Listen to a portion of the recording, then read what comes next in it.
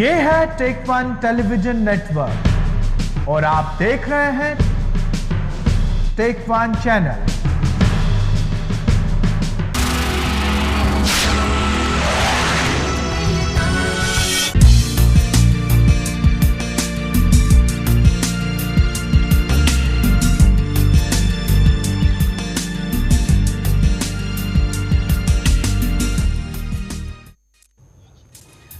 नमस्कार। Topic today के आज के इस अंक में आप सबका स्वागत है। डोगरा सांस्कृतिक विरासत मुबारक मंडी के संरक्षण और रख रखाव के लिए यूँ तो कई प्रयास किए जा रहे हैं और सरकार भी इस पर काफ़ी ध्यान दे रही है। ये सब प्रयास किस और किस दिशा में प्रगतिशील हैं, इस पर बात करने के लिए आज हमने अपने कार्यक्रम में दावत दी है कांग्रेस के वरिष्ठ नेता R&B मंत्री ठाकुर गुलचैन सिंह चारक साहब को। चारक साहब, वेलकम टू अवर प्रोग्राम। सबसे पहले आपसे जानना चाहूँगा, मुबारक मंडी कॉम्प्लेक्स अगर जो बात करें, डोगरा सांस्कृतिक विरासत है, एक हमारी ऐतिहासिक धरोहर है। जब गोलघर का एक हिस्सा गिर गया है, तोशाखाना में जो अग्निकांड हुआ है, उसके बाद चैलेंजेस बढ़ गए हैं। किस दिशा में जो कार्य सरकार की तरफ से किए जा रहे हैं, किस दिशा में बढ़ रहे हैं? देखिए, आपने सही कहा कि ये हमारी धरोहर है और जम्मू कश्मीर के अंदर मुबारक मंडी का स्थान जो है, जम्मू कश्मीर की तारीख के अंदर एक बड़ा अहम स्थान है। इसको लेकर हम पिछले जम्मू महासभा की तरफ से, उसके बाद डोगरा सदर सभा की तरफ से पिछले 20-25 सालों से हम प्रयास कर रहे थे कि इसको हम इसकी पुरानी पोजीशन रेस्टोर कर पाएँ, इसको प्रिजर्व कर पाएँ।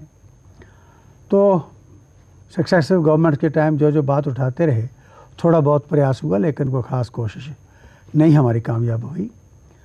अब कोलिशन सरकार जब से बनी है, तब से पहली फ़ेज़ में तो हमें यहाँ से ऑफिस बाहर निकालने थे, क्योंकि बड़ी तबाही की है उन ऑफिस के अंदर जहाँ जहाँ ये ऑफिस फंक्शन कर रहे थे।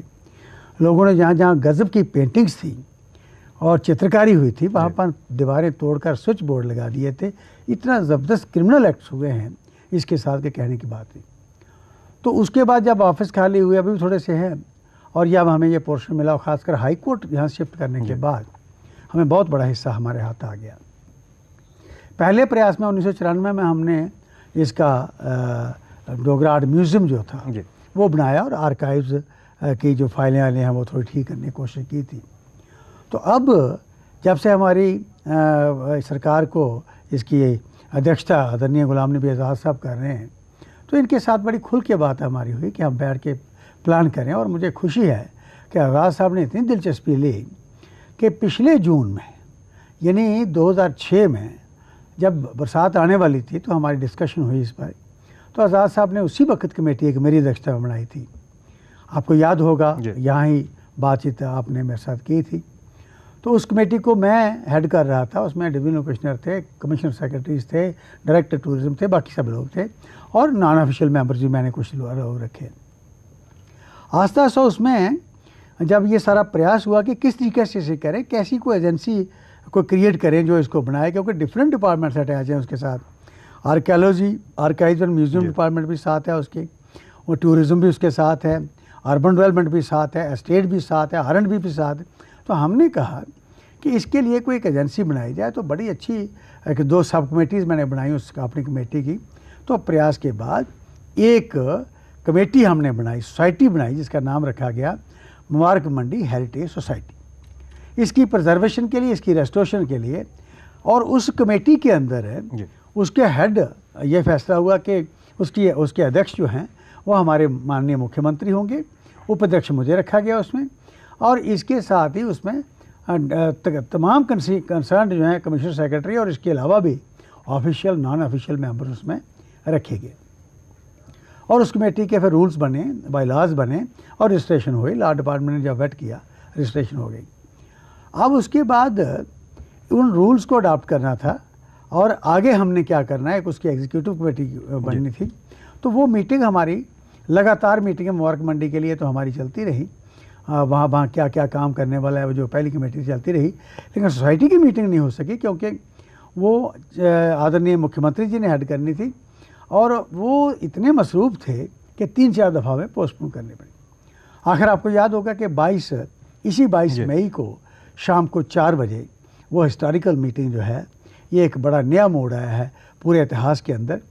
और उसकी मीटिंग जो है वो ग्रे हॉल के अंदर हमारी हुई और उसकी अध्यक्षता माननीय मुख्यमंत्री जी ने की, जिसमें ऑफिशियल नॉन ऑफिशियल मेंबर सारे सोसाइटी के आए थे, स्वाय वेदराही जी या बाहर जो लोग हैं, जिससे क्या मिस्टर चक्रवर्ती यहाँ रहे हैं वो नहीं थे, परवेज़ दीवान नहीं थे, ऐसे लोग जो, या ऑल इंडिया म्यूज़ियम के जो डायरेक्टर हैं वो नहीं थे। तो वो जो लोग बाहर थे, नहीं आ सकते थे जल्दी, उनके अलावा सारे लोग आए। और विवेक जी, मैं आपको बताऊं, ये एक हिस्टोरिकल मीटिंग ही नहीं हुई, इसमें हिस्टोरिकल डिसीजन हुए। एक तो ये हुआ कि एक एग्जीक्यूटिव कमेटी बनाई गई जो मेरी अध्यक्षता में चलेगी और उसके 17 मेंबर होंगे, ऑफिशियल नॉन ऑफिशियल दोनों में। और टास्क दिया गया, उसमें फैसले हुए। नंबर 1 फैसला ये हुआ कि इमीडिएट क्या क्या स्टेप्स उठाने वाले हैं, उसके लिए एग्जीक्यूटिव जो है ये प्लान करेगी अपनी मीटिंग के अंदर। नंबर 2, जो शॉर्ट टर्म प्लानिंग है इसके क्या होगी, मिड टर्म क्या होगी, लॉन्ग टर्म क्या होगी, उसको रख के चीज़ें तय हुई और एग्जीक्यूटिव कमेटी को एम्पावर कर दिया गया। एक तो इस पूरे मुबारक मंडी कम्प्लेक्स को किस तरीके से हमने इसका लेआउट तैयार करना है, जो हमारा इस वक्त प्रोजेक्ट बना हुआ है, उसमें अगर कोई चेंजेस सजेस्ट करनी है वो कर सकते हैं। दूसरा, उस प्रोजेक्ट के मुताबिक इस पर काम कैसे करना है। आम आदमी काम नहीं कर सकता कि कोई आम इंजीनियर आकर काम करेगा। उसके अंदर हमें कंसल्टेंट स्टाफ के चाहिए, उसके अंदर हमें डिफरेंट एजेंसी चाहिए जो इस फील्ड में उनके पास एक्सपर्ट्स हों, एक्सपर्टाइज इनके पास हो, तो वो चाहिए। तो वो ऑथराइज़ कर दिया गया एग्जीक्यूटिव को कि वो सारा ये प्लान कर लें और प्लान करने के बाद कौन सी एजेंसी को काम देना है वो फिक्स कर लें। और इसके साथ साथ सेंटर के पास हमने क्या प्रोजेक्शन करनी है इसकी और हेल्प लेने के लिए वो करें। निरम के से हमें क्या मिल सकता है, अर्बन डेवलपमेंट जिसमें आता है वो हम करें। तो ये सारा जो है वो हम प्लान करने जा रहे हैं नेक्स्ट एग्जीक्यूटिव की कमेटी में और ये तय हो जाएगा। आचार्य साहब, इसके साथ साथ एक चीज़ और भी जानना चाहेंगे, क्योंकि ये काम एक लंबे पैमाने पे होगा, एक बड़े पैमाने पे होगा, एक्सपर्ट्स की आवश्यकता होगी, डिफरेंट एजेंसीज़ की कोऑर्डिनेशन और कोऑपरेशन की आवश्यकता होगी। अगर फंड्स के हवाले से बात करें तो किस तरह से फंड्स आएगा और कहाँ पे एलोकेशन हो जाएगी? देखिए, फ़ंड्स के बारे में एक तो जिस दिन ये सोसाइटी की बात का फैसला हुआ था कैबिनेट के अंदर, मैंने रिक्वेस्ट रखी थी और मुझे खुशी है कि हमारी बाकी कलीग्स ने भी कैबिनेट के अंदर साथ दिया, मान लिया। तो गवर्नमेंट की तरफ से हमें जो है 5 करोड़ रुपया प्लस 60 लाख है, वो इसके इमीडिएटली इसकी प्रिजर्वेशन के लिए, इसके जो लीकेज वगैरह, सीपेज वगैरह पूरे कम्प्लेक्स के वो बंद करने के लिए वो पैसा मिला। इसके साथ साथ 43 करोड़ रुपया जो है वो जो टूरिज़्म की तरफ से प्रोजेक्ट गया सेंटर में वो सैंक्शन हो गया, वो पैसा मिला है। उसमें से 3 करोड़ तो इमीडिएटली हमें खर्च करने के लिए कहा गया। तो इसके अलावा निरम जो है उसके अंदर जो पूरा प्लान हुआ है, प्लान बना है जम्मू के अंदर, उसमें मुबारक मंडी का हिस्सा भी है, उसके ड्रेन्स हैं, उसकी लेन्स हैं, उसके लिए बाहर रास्ता कौन सा होगा, पार्किंग कौन सी होगी, तो इस सारे के लिए वहाँ से भी प्रोजेक्ट गया हुआ है, वो सैंक्शन अभी तक नहीं हुआ, उसमें से भी हमें पैसा मिलेगा। इसके अलावा सेंट्रल गवर्नमेंट से हमारी बात हुई है, श्रीमती अंबिका सोनी जी जो हेड कर रही हैं कल्चर और टूरिज़्म को, उनके साथ बात हुई।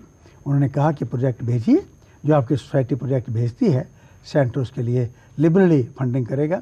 तो मुझे विश्वास है कि उसमें कमी नहीं रहेगी। आचार्य साहब, जिस तरह हमारे सभी दर्शक जानते हैं कि चाहे वो डोगरा सदर सभा के प्रधान की हैसियत से या फिर रणवीर मंत्री की हैसियत से, हमेशा आपका ये मौक़िफ़ रहा है कि जो डोगरा सांस्कृतिक विरासत है उनका संरक्षण सही तरह से हो सके। आपने कहा कि शॉर्ट टर्म प्लानिंग का जिक्र किया, तो हम सब जानना चाहते हैं, हमारे दर्शक जानना चाहते हैं कि शॉर्ट टर्म प्लानिंग में किस किस चीज़ों पर जोर दिया जाएगा? हाँ, शॉर्ट टर्म में विवेक जी ऐसे किया है कि इमीडिएटली इस वक्त ज़रूरत है उसको पूरी तरह प्रोटेक्ट करने की। जो भी हमारे पास गिरा हुआ है, खड़ा है, गिरने वाला है, जो पोजीशन है उसको वहाँ का वहाँ हम रोक लें। उसके लिए हमने कहा कि हम चीज़ें जो हैं वो सारी प्लगिंग कर देंगे, जो रास्ते हैं मुबारक मंडी के, हम जो इनके जहाँ जहाँ कोई गिरी हुई बिल्डिंग हैं उस तरफ जो रास्ते जाते हैं, जो लोगों ने आजकल आम टॉयलेट बनाया हुआ है, तो वो सारे हम प्लग कर देंगे रास्ते। और दूसरा इसके साथ साथ, क्योंकि बरसात आने वाली है, तो शॉर्ट टर्म मेजर में हमने ये रखा है कि यहाँ जहाँ पानी लीक होता है, जिस कमरे के अंदर, जिस हॉल के अंदर, जिस बिल्डिंग के अंदर सीपेज है या लीकेज है, तो वो फ़ौरन हम पहले बंद करेंगे, तो जितने भी गिरती हैं बिल्डिंगें वो लीकेज के पानी की वजह से, सीपेज की वजह से गिरती हैं, ख़राब होती हैं। तो यहाँ जब भी हम उनको रोक लें तो इस वक्त शॉर्ट टर्म मेजर हमारे होंगे कि यहाँ म्यूज़ियम या आर्काइव्स का है, यहाँ फाइलें हैं, रिकॉर्ड है, जो सामान है उसको हम कैसे बचा पाए, नंबर 1। नंबर 2, जितने बिल्डिंग के ढांचे हैं उनको वहाँ के वहाँ हम किस तरीके से खड़े रख सकें। उस पे ऊपर जितनी भी रूफ पर अभी कहीं कोई टूट फूट है, कोई दरारें हैं, कुछ है, उसको हम प्लगिंग कर दें उसकी। इसके साथ साथ आपको पता होगा कि तोशाखाना था यहाँ, उसको आग लग गई उस बिल्डिंग को, और तोशाखाना उठा के हमने न्यू सेक्टर के अंदर स्ट्रांग रूम में रख दिया। वो क्योंकि हम उसको डिस्प्ले करने के लिए पूरी सिक्योरिटी चाहिए, ऐसे स्ट्रांग रूम चाहिए। और दूसरा जो अखबारें फाइलें जो हैं, और उसमें अखबारें भी हैं पुरानी, तो फाइलें जो हैं ये हमारे पास 8 लाख के करीब हैं।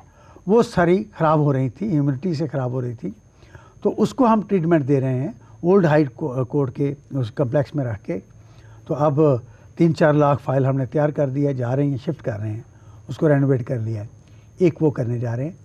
तोशाखाना को फर्दर टाइम में हम कहाँ क्या कर सकते हैं उसके लिए नेक्स्ट मीटिंग में हम फैसला करेंगे, क्योंकि तोशाखाना मुबारक मंडी के बाहर भेजना जो है वो तोशाखाना या म्यूज़ियम वो ऐसे ही होगा जैसे एक जिस्म बगैर रूह के होता है, वो हम नहीं करना चाहते। इसको मुबारक मंडी उसका स्थान है, वहीं हम करना चाहते हैं। और इमीडिएटली कहाँ कर सकते हैं, एक हमें वो करना पड़ेगा। ये है शॉर्ट टर्म के लिए। मिड टर्म के लिए इसके बाद हम सोच रहे हैं कि एक जो पूरे प्रोजेक्ट के अंदर हमने रखा है कि जो पोर्शन हमने परमानेंटली म्यूज़ियम को अलॉट करना है उसको हम एकदम रेनोवेट करना शुरू कर देंगे, ताकि म्यूज़ियम पूरा का पूरा वहाँ शिफ्ट हो। कई किस्म की सलाह आ रही हैं, अब वो फर्स्ट मीटिंग के बाद ही मैं बता सकूँगा, क्योंकि पहले बताना ठीक नहीं होगा, क्योंकि चेंज हो सकती है। और इसके साथ ही तोशाखाना फिर हमने ये मिड टर्म मेजर जो हैं इसमें आप कहाँ रखेंगे, यहाँ लोग देख सकें, बंद ना रखें, अब इसको हम डिस्प्ले कर पाएँ, तो ये हमारा मिड टर्म होगा। तो जो लॉन्ग टर्म है वो ये है कि पूरे इस कॉम्प्लेक्स का जितने पैलेसेस हैं, बाकी चीज़ें हैं, बैरिक्स हैं, उनकी प्रॉपर रेस्टोरेशन, प्रिजर्वेशन, और ये फंक्शनल हों। क्योंकि जब तक फंक्शनल नहीं होंगे, कई जगह पर तो पूरा म्यूज़ियम होगा, तोशाखाना होगा, आर्काइव्स होगा, यहाँ पर वर्ल्ड के स्कॉलर आ सकते हैं रिसर्च करने के लिए, वो फाइलें देख स्टडी कर सकते हैं, वो होगा, लाइब्रेरी होगी, और बाकी जगह जो हैं वहाँ पर कोई हेरिटेज होटल टाइप कोई ऐसी चीज़ें यहाँ पर डिफरेंट आइटम्स आते ही लोगों को हमारे डोगरा कल्चर की देखने को मिलें, वो हम करेंगे। और इसके साथ साथ लॉन्ग टर्म मेजर में जैसे पता है कई दफ़ा बात निकली है और हमारी प्लानिंग में है कि बाकायदा एक केबल कार का प्रोजेक्ट भी बने, जो बागे बहू की तरफ उस तरफ करने के लिए। तो ये सारा फिर इन द लॉन्ग रन जो ओवरऑल इसका व्यू बनेगा उसके लिए काम शुरू।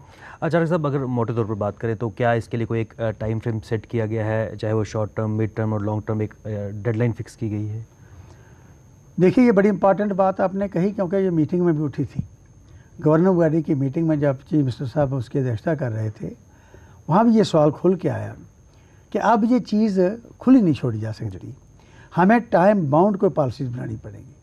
और आई होप इस बात का जवाब मैं फर्स्ट एग्जीक्यूटिव मीटिंग के बाद दे सकूँगा, क्योंकि इस दफ़ा ये डिसीजन होंगे और उसमें यह भी इंपॉर्टेंट डिसीजन होगा कि शॉर्ट टर्म मेजर्स के लिए हम कितना टाइम रखेंगे, मिड टर्म के लिए कितना रखेंगे, लॉन्ग टर्म के लिए कितना रखेंगे, क्या क्या उसमें चीज़ें होंगी, कितना टाइम होगा।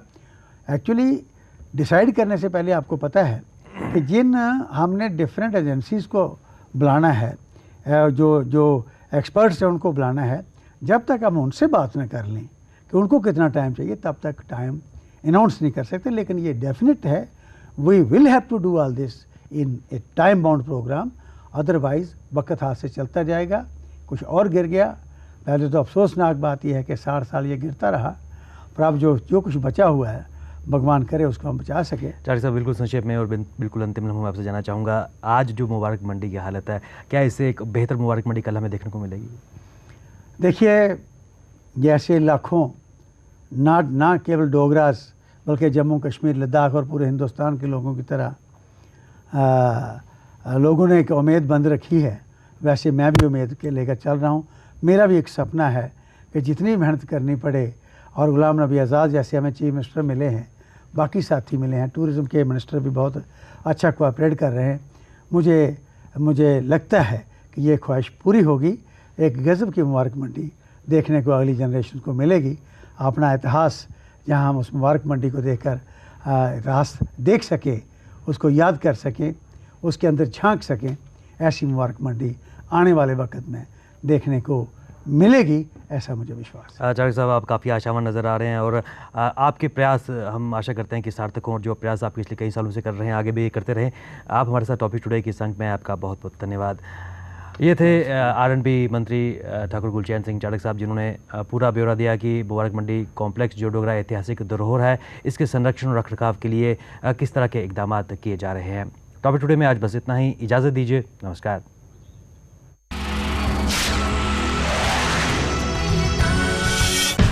ये है टेक वन टेलीविजन नेटवर्क और आप देख रहे हैं टेक वन चैनल।